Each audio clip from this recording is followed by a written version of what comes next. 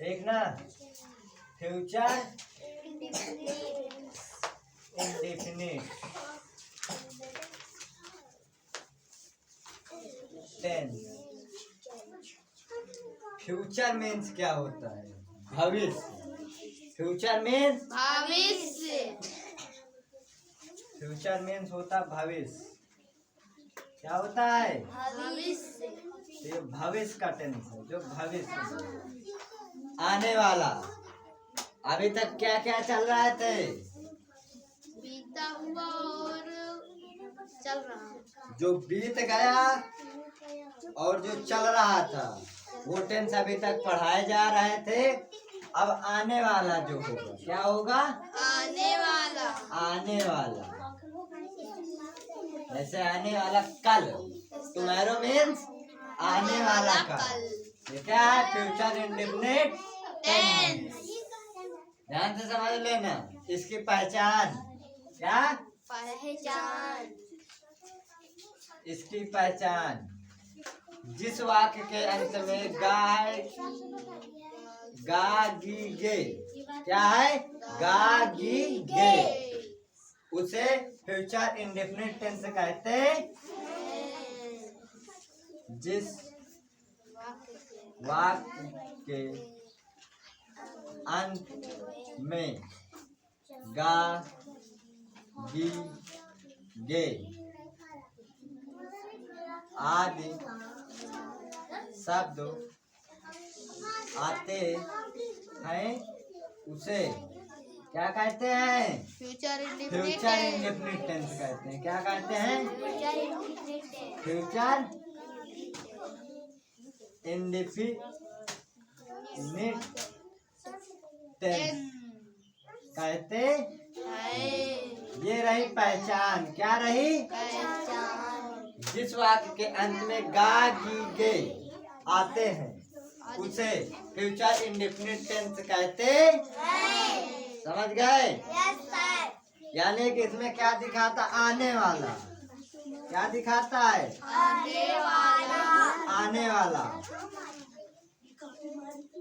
जैसे बोल दिया जाए वह कल खाना खाएगा, वह कल खाना खाएगा, खाएगी, खाएंगे। तीन रूप तो इसमें भी होंगे ना। एक वचन, बहुवचन। एक वचन में गा गी, बहुवचन में गे। ठीक ना। अब समझना। अब इसकी सहायक क्रिया क्या होगी? विल बी और शैल बी। सहायक क्रिया होगी विल और शैल। क्या होगी? विल शैल।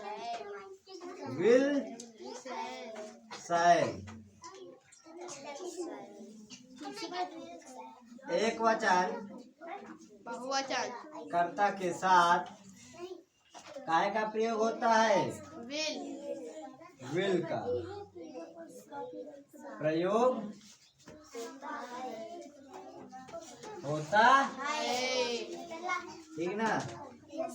बहुवचन कर्ता के साथ, बहुवचन कर्ता के साथ शैल का प्रयोग, शैल का प्रयोग होता है। तुमको सिर्फ इसमें इतना समझना है। कितने टेंस होते हैं? 12 टेंस होते हैं। 12 में फार्मूला वही होता है, लेकिन इसकी पहचान और इसकी सहायक क्रिया अलग अलग होती है। ठीक ना। जैसे प्रेजेंट इंडेफिनिट टेंस में ले लो, वर्ब की फर्स्ट फॉर्म लगेगी। फ्यूचर में भी वर्ब की फर्स्ट फॉर्म लग रही है। ठीक ना। उसमें क्या था? प्रेजेंट इंडेफिनिट टेंस में, ठीक ना, लग रहा था। अब प्रेजेंट कंटीन्यूअस टेंस में क्या था? आईएनजी फॉर्म उसमें लगता था। फ्यूचर कंटीन्यूअस टेंस में भी आईएनजी फॉर्म लगेगा। समझने की बात है यहाँ पे। Yes sir.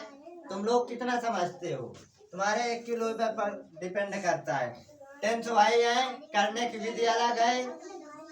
इसमें विधि भी एक ही अलग है। पहली या तो इसमें की पहचान या तो सहायक क्रिया।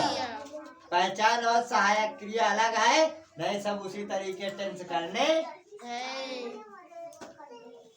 तीनों टेंस वैसे ही करने। जैसे ले लो प्रेजेंट इंडेफिनिट का, वह खाना खाता है, प्रेजेंट इंडेफिनिट का हो गया। तो इसमें के क्या होगा, ही। और अब क्या होगा, Eat. ईट होगा, Eats.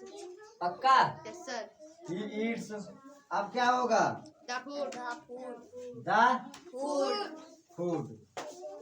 हाँ, अब इसमें नहीं लग जाता तो डू या डज का प्रयोग हो जाता। एक वचन कर्ता के साथ डज का प्रयोग, बहुवचन कर्ता के साथ डू का प्रयोग। वैसे ही ले लो फ्यूचर में, क्या ले लो, Future में फ्यूचर में ले लो, वह खाना खाएगा। वह खाना खाएगा। खाएगा। अब इसमें का क्या होगा, He. ही विल, क्या होगा,